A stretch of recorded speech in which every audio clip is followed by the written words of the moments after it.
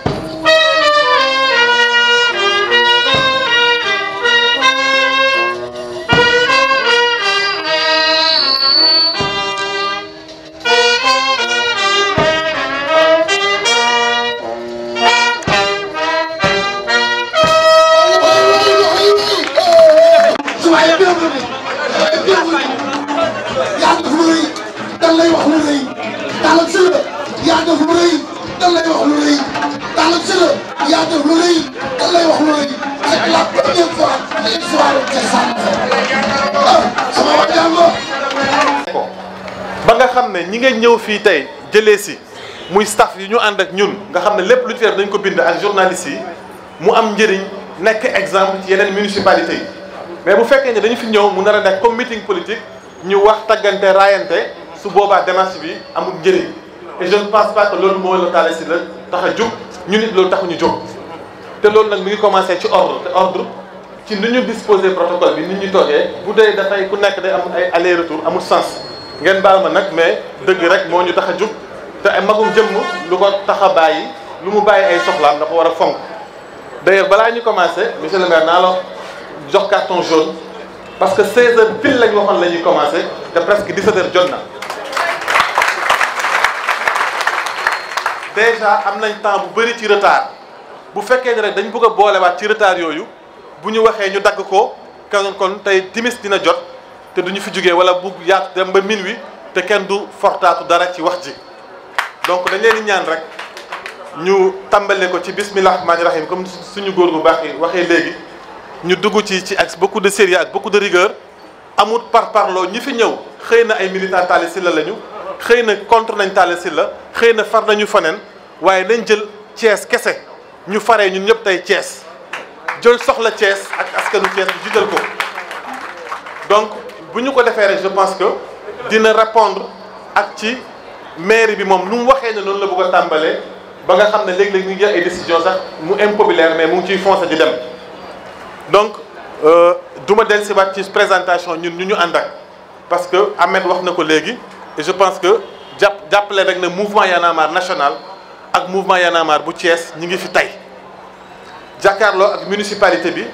ci ñun lu ñuy woowee dox ak sa gox jury populaire ñoom ñu koy woowee audience publique lan la undu lu mu undu mooy ñu fexe ba askan bi dajee ak ñi ñu fal ñu waxtaan ci lan la ñuy def waaye du ñëw rek déglu ko tàcc ko wala ñu ñëw rek critique ko dem déedéet dañu bëgg bu ñu fi jógee ñun ñi nga xam ne ay gan lañ ñu jàpp teg suñu baaraam ci tomb ne lii lañ jëlee Thiès pour que juróomi at yi di ñëw saa bu ñu fi delsee ne Talla Sylla li nga waxoon foo ci toll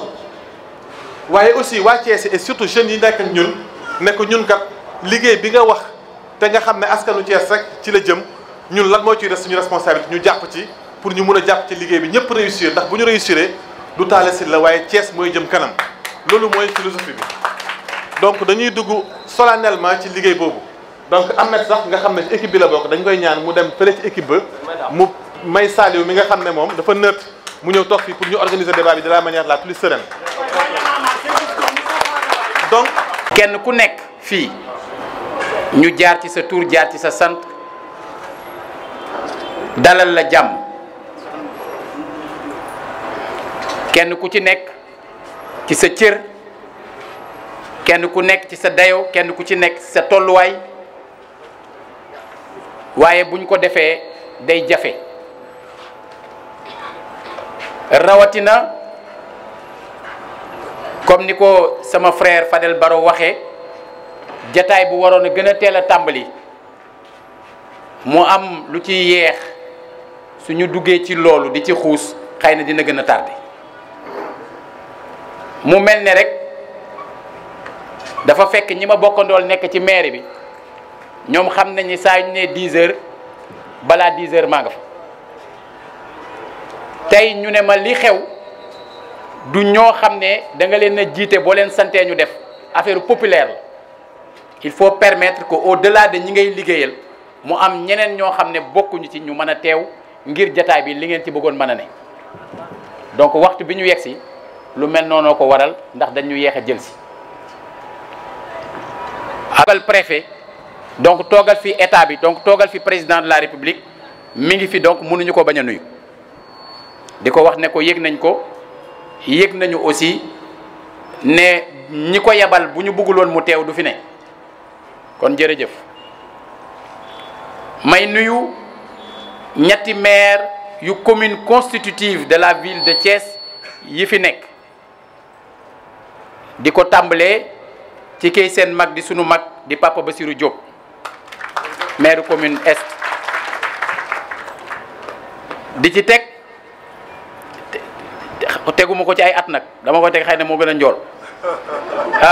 maire commune ouest di Alioune Sow di ci doog a teg nag sama maire Lamine Diallo buy commune nord di nuyu bureau municipal en fait bureau de la ville de Thiès bi nga xam ne li ko tàmbalee ci madame Maymouna Dieng madame Fatou Diop Mamadou Lamine Sankhare Sayer Mangane Ndeye Fatou Mbacké ñoom ñëpp ñi ngi teew administration bi wax nañ ko nuyu nañu ñëpp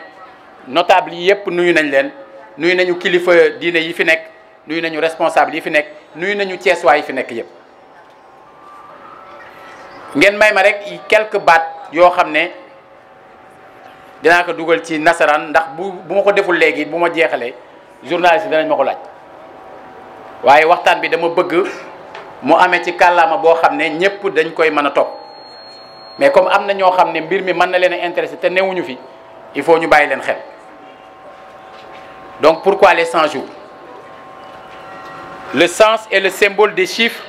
dérive généralement d'un référentiel multiforme allant de la littérature à la religion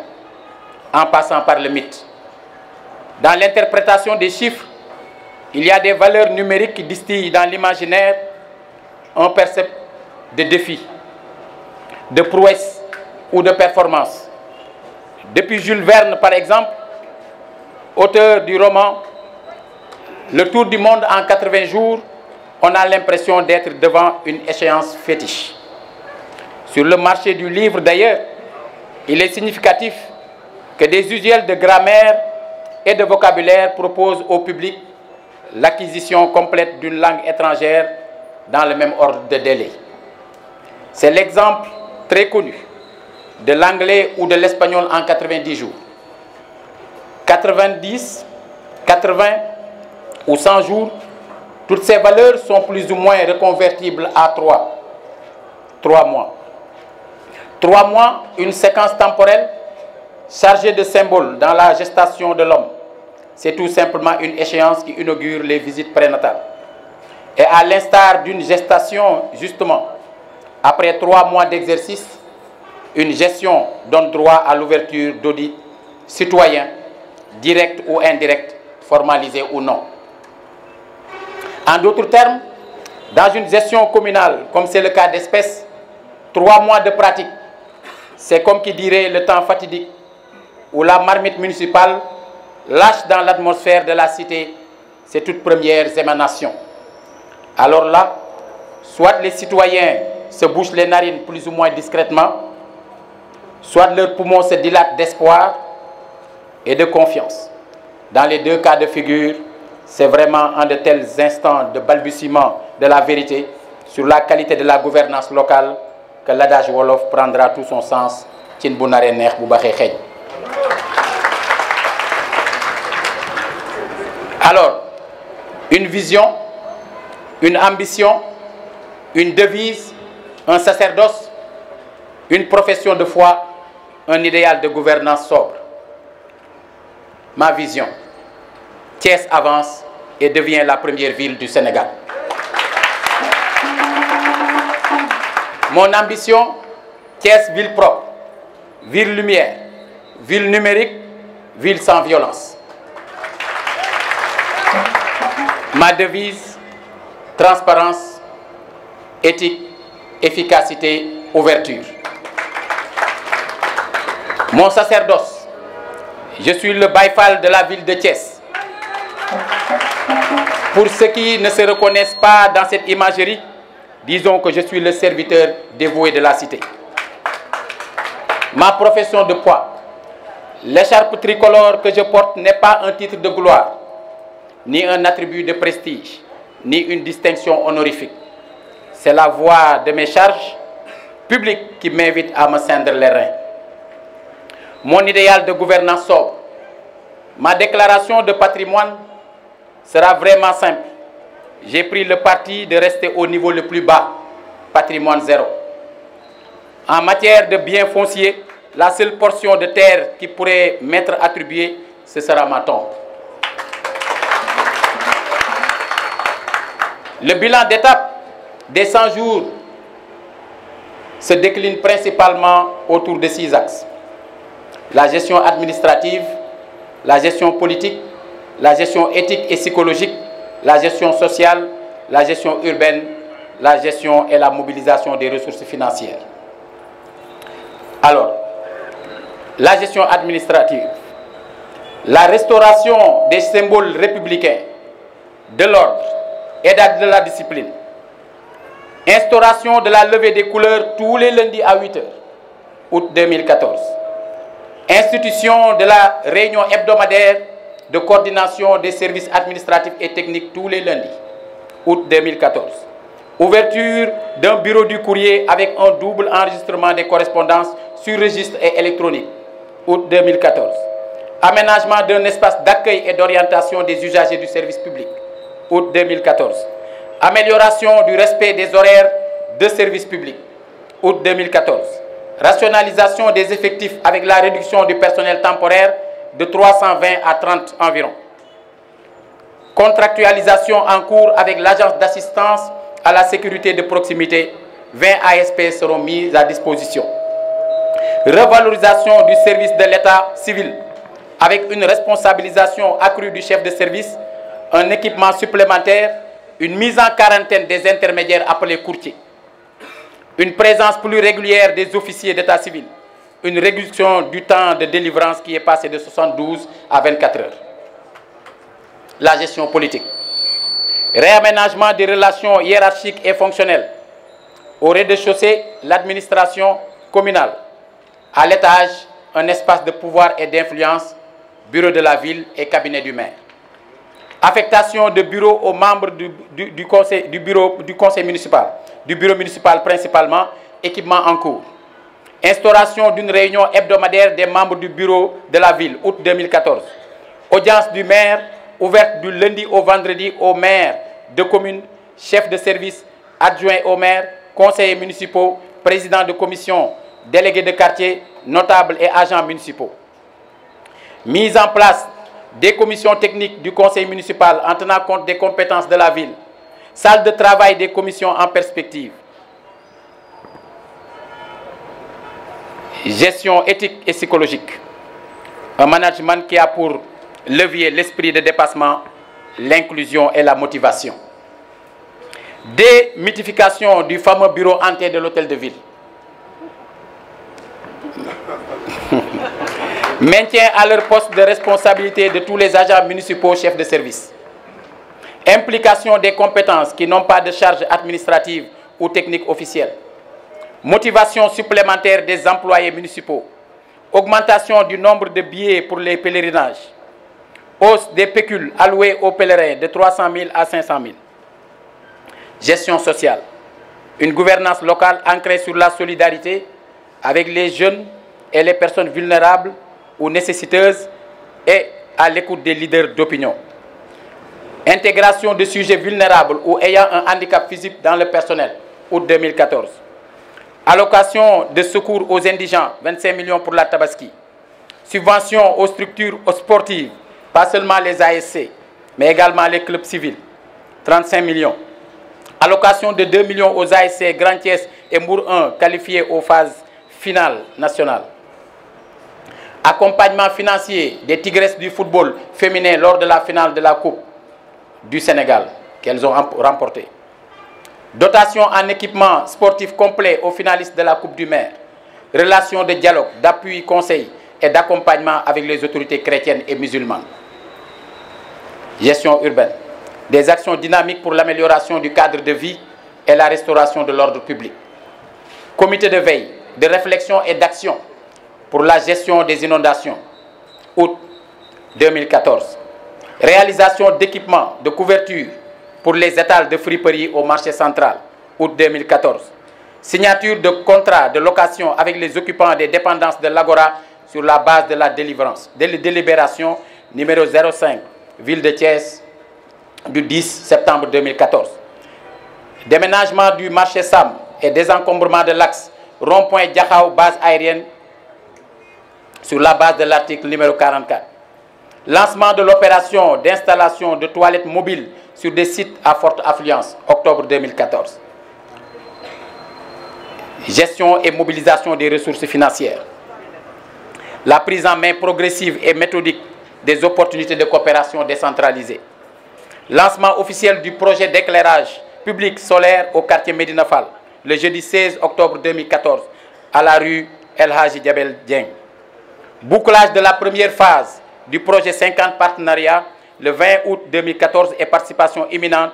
au lancement de la deuxième phase, coopération avec Solingen. Renégociation du financement AIMF pour la construction et la réhabilitation de postes de santé à l'occasion de l'Assemblée générale des maires francophones à Kinshasa, novembre 2014. Mise en perspective de l'achèvement des travaux relatifs à la maison du partenariat Thiès-Cergy. Consolidation de la coopération Caen-Thiès pour l'informatisation de l'état civil et l'aménagement de l'avenue de Caen. ñetti weer doon na jamono boo xam ne xëy na mënta doy ngir nit ñi mébét yi ñu am wala yaakaar yi ñu am lépp mate ci waaye ñetti weer ni muy amee ci ñëwinu doomu aadama maanaam su xasee mat nit ñi war nañoo mën a tàmbali di wax cin bu naree neex bu baxee xeeñ. yàlla xam na ni campagne nañ ba mu jeex kenn dégguñu ñu dige ndax koo xam ne wóoru la ni di nga fekke suba sañoo dige yàlla rek moo ko sañ. li ñu wax yépp suñu yéene la woon waaye ba ñu demee ba génn campagne nekkatuñu ci politique dañoo nekk ci doxal. dama doon wax sama mbokk Y'en a marre yi ne leen yéen a ngi ci dox ak sa gox ñu bokk ci ànd ak yéen di doxal suñu gox waaw dox ak sa gox ñuy doxal suñu gox waaw. li ko boole mooy da ngeen a ànd ak seen gox di dox ñun ñuy dox ngir suñu gox di fexe mu dox maanaam ñaari dégginu doxal yépp a ngi foofu ñu yokk ko ci. kon su fekkee dañoo bëgg a doxal suñu gox li ñu war a njëkk a def mooy fexe mu dal loolu mooy na ginnaaw maire ville bi yeneen maire yi fi nekk ak ñi nga xam ne ñoo nekk ci bureau de ville bi dañoo constituer une équipe fexe d'abord loolu dal parce que bu loolu dalulee dëkk bi du dox même bu ñu bëggee mu dox ñi ngi ci loolu ngi di sàkku aussi ngeen ñaanal ñu seytaane bañ cee dugg ngir niñ ko tàmbalee ñu mën ko wéyale noonu.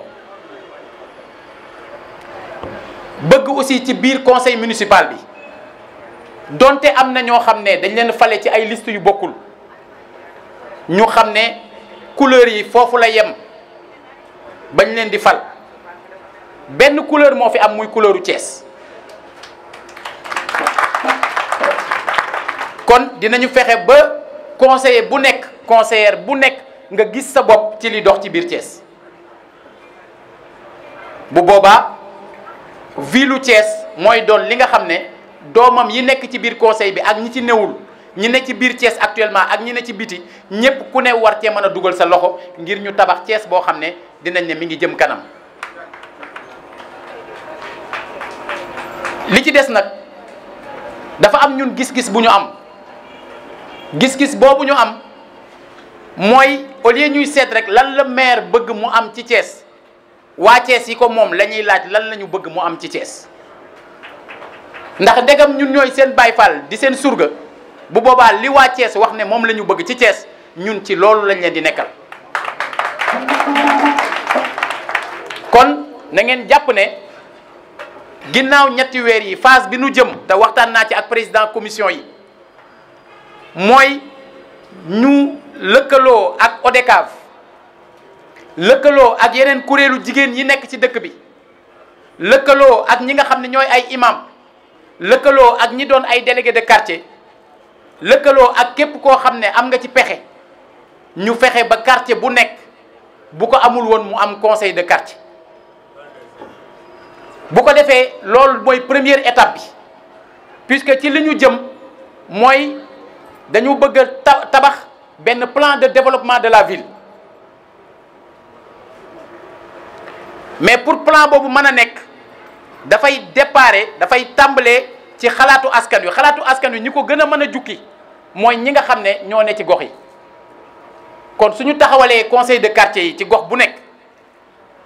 conseil de quartier yooyu ñooy waxtaan ak ñi ne ci quartier bi laaj leen ci domaine yépp lan la ñu bëgg ñu tënk ko bu ko defee conseil yi nga xam ne ñoo ne ca quartier boobu ñu yàpp leen ca bu ko defee ñoom suñuy ñëw ci ville bi yooyu la ñuy yéegal équipe technique nag bi ñu mettre en place pour mu taxawal le plan de développement de la ville moom itam jël ca loolu am nu mu ko war a liggéeyee ci xereñam ba suba mu mën a doon un plan boo xam ne fépp foo ko teg képp koo xam ne da nga am yaakaar mu jàppale la ci financé ko dina xam ne lii lu yenu maanaa la lu mën a nekk la bu boobaa ñun suñu rôle en tant que maire en tant que bureau de la ville en tant que conseil municipal lenn rek lay doon mooy loolu waa Thiès bëgg ñu jëfe ko loolu mooy li ñuy xaar ci Baye Fall loolu mooy li ñuy xaar ci surga ñun duñu seen kilifa ñun seen surga lañu kon ñun du ñoo leen di jox ndigal ñun li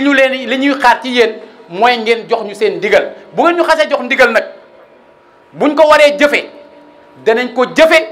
te képp koo xam ne wàcc nga yoon bi dinañ la teg ci yoon te li ci jiitu mooy dinañu fexe ba ñi ñu bokkandool di liggéey ngeen dénkuñu seen sañ-sañ dinañu fexe ba kenn du ci jalgati li ngeen moom dinañu fexe ba bu ëllëgee kenn du jël seeni suuf di ko saax-saaxee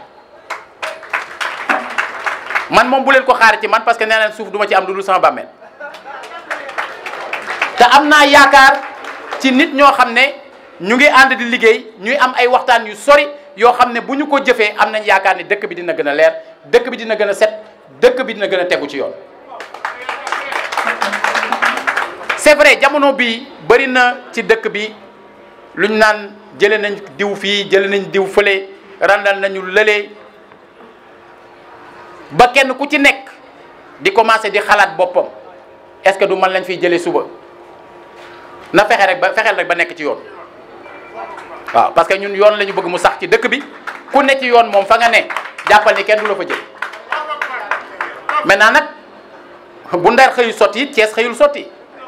maanaam lépp mënta amee ci benn fan. kon dina am loo xam ne maanaam maire yii nga xam ne ñoo fi toog te am courage yu jëfe ko dafa am fu ñuy tàmbalee am fu ñu jëm képp koo xam ne nag yow xam nga ni fa nga ne waroo faa ne parce que nekk woo fa ci yoon yow yaa war a waajalal sa bopp balaa ñu lay wax waajalal loolu mooy dëgg lii ñuy wax dañ ko wax parce que Thiès ñoo bëgg ñu setal dëkk bi Thiès ñoo bëgg dëkk bi baax comme ñoo ñu ko sant nag mais Baye Fall day jëfe xoolal yàlla xam na ni marché biñ fi jëlee 20% yi ñii samay mbokk lañ ñii samay xarit lañ mais buñ dee doxe noonu dëkk bi du dem seet diw sama xarit la diw sama mbokk la kon dañoo bëgg rek ngeen xam ne ñun ñëpp li ñu ànd bëgg mooy dëkk bi tegu ci yoon li ci des ñu ngi leen di déglu du ñàkk di ngeen am ay jàmbat du ñàkk di ngeen am ay lu ngeen di jiiñet du ñàkk mu am ñu am lu ñuy ñaxtu du ñàkk mu am ay nit yu am xalaat bëgg ñu koo xelal mais lu mel noonu nag moo waral ñu woote jataay bu mel nii di remercier vraiment suñu mbokku société civile yépp mais particulièrement suñu mbokku Y'en a marre ak forum civil ndax xalaat bii ñu am fekk ndekete ñoom ñi ngi ci woon Mame Saliou Ndiaye mi laa dajel waxtaan ci ndeke ñoom loolu nekkoon na seen mébét waaw comme mébét yee ànd kay xam nga bu ñuy wax loxoy kajoor day weesaloo boppi kajoor aussi dañuy weesaloo kon xalaat boobu comme xalaat bu baax la mun ñu daje ci tey ji pour war koo jëfee ñi nga xam ne mën naa ne ay militants lañu wala ñoom dañoo far nañu bàyyi xel ne li ñu gën a bëgg ci waxtaan wi tey mooy nit ñi nga xam ne dañoo am lu ñu bëgg a génn ci seen xol pour génne ko nañ leen mettre à l'aise pour que ñoom ñu def ko kenn koo xam ne mi ngi jël kàddu di wax boo d'accordul ak moom it nga déglu ko mu wax ba yeggal parce que loolu mooy intérêt wu jataay bi te loolu mooy tax aussi mu mën a wéy ba dans 6 mois incha allah ñu defaat ko beneen 6 mois ba ca topp ñu defaat au début bu ñu sañoon dañu ko bëggoon def ñetti weer yu nekk mais comme dañoo bëgg mu am contenu que mu am événement yu xew que mu am acte yu xew que mu am loo xam ne nit ñi ci seen bopp dana tax bu ñu dajee daje bi am intérêt mu war a sax ñu koy def benn yoon par 6 mois mais bu njëkk bi ñu def ko mu daje ak ñetti weer yu njëkk yi daje ak 100 jours yi nañu dégloonte nañu ànd ak dal lu waay laaj daal laaj ko ci teggin c'est un espace d'interpellation démocratique nous avons tous intérêt à revenir à l'article 3 de la Constitution. C'est l'article 3. La souveraineté appartient au peuple, qu'il l'exerce par l'intermédiaire de ses représentants ou directement par référendum. Mais daf ci teg ne aucune section du peuple, ni aucun individu ne peut s'attribuer l'exercice de cette souveraineté. sañ-sañ bi askan wi moo ko moom te moo koy dénkaane wala mu doxalal ko boppam ci référendum bu ñuy wax oui ou non. waaye dañ ci teg ne benn pàcc ci réew mi wala benn doomu aadama ci réew mi mënta aaki moo sañ-sañ boobu kon bu ngeen ñu fale yi teg ñu fi am seen sañ-sañ bu ngeen ñu dénk ñàkku leen ko mais pour ngeen mën a doxal yéen li ngeen am ci ñun muy contrôle bi li ko jiitu c'est l'information mooy ñun dañu war doon kër goo xam ne day leer set wecc ba kenn koo xam ne jóge na ci yéen pour bëgg a xam lu fiy dox ñu mën a organiser kër gi ba bu dikkee mu mën a am information yooyu parce que du ay secret de guerre waaw du secret de guerre da ngeen ñoo sant liggéey ñu di leen ko liggéeyal danañ fexe ba mu leer ba naññ ji dugg ci waaw leer gi bañ a yem ci leer naññ ji dugg ci waaw jërëjëf maa ngi leen di déglu jërëjëf